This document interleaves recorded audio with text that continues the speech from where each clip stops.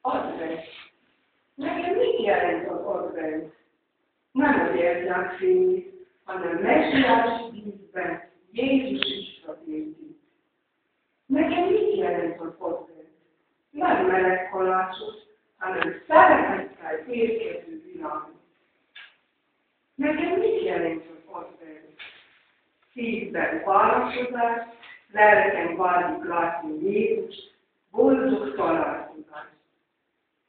Nekem mit jelent az advent? Minden teljesedik, és proféták megígértek, Krisztus megjelenik. Nekem mit jelent az advent?